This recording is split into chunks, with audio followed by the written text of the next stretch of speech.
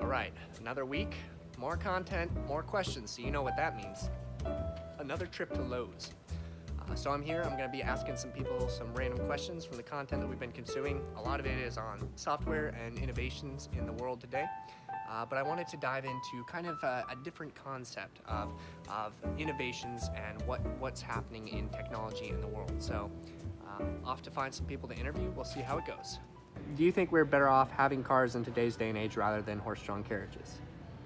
Yeah. Do you think we're better off having cell phones to communicate rather than telegrams, having to send telegrams? Yeah, it's faster. And do you think we're better off being able to Google questions rather than having to search through a bunch of different books to find the answer?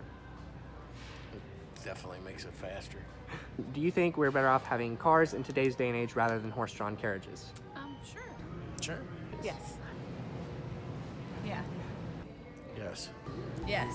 So just like last week, I wanted to start out with some of these easier questions, just get people comfortable, and honestly, I thought the answer to all of them would be yes. So besides some environmental concerns, pretty much everyone thought that cars are better than horse-drawn carriages.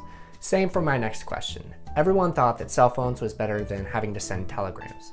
Now my third question had a little bit more mixed results. Do you think we're better off being able to Google questions rather than having to search through a bunch of different books? No. Not so much. The books are very informative. That's how I did it. We had encyclopedias. Yeah. The only reason that I think Google is better than books is because you have a more global network, whereas the person down the street isn't writing about something across the world. You have somebody across the world writing about those things. Yeah. Yes. Yes. Probably not. It makes us lazy. I don't know. I don't Google. I don't use Google.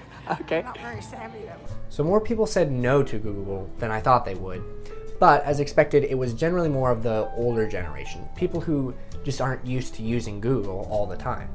So I asked some of these more specific questions on innovations in technology and software, just to kind of gauge how people thought of innovations. But now I wanted to ask a more broad and general question about innovation in the world. And in general, do you think that we're better off having new innovations in the world rather than sticking to the same thing that we've always done? I guess, yeah. Sure. Progresses. Yes. Yes, it's always good to go forward. Always done. Always good to move on. In general, yes. Oh, you always got to move forward. New innovations, yeah. Absolutely. Tough. I mean, just in the hospital alone, all the stuff that they can do now to save people's lives. For the most part, yes.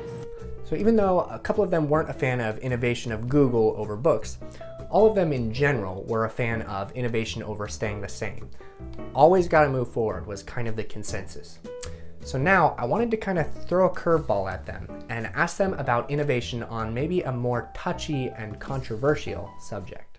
Since colleges and universities have basically had the same structure for about 1,000 years, do you think that people should seek new, more innovative ways to educate themselves and that they should not go to college?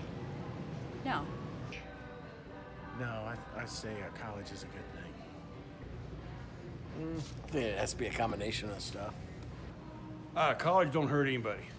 It's just what's being taught in college I don't agree with. Now these are answers that I was expecting. People defensive over college. I mean, you can almost see it. As soon as I ask the question, they almost tense up. For someone to promote not going into college almost seems like sacrilege, even though, as I pointed out, there have basically been no innovations in college in like 1,000 years. As the world around has changed and innovated in crazy ways, college has stayed pretty much exactly the same. Now, here's some answers that I wasn't expecting. And go to I think college. that's always good. They need to move on. Yeah, and get rid of some of those people. I feel like traditional schooling is probably something that needs to be changed and has, since it's been the same for so long, I do think that getting out into the world and actually seeing things for yourself and experiencing those things for yourself are better than sitting in a classroom, for sure. Yeah.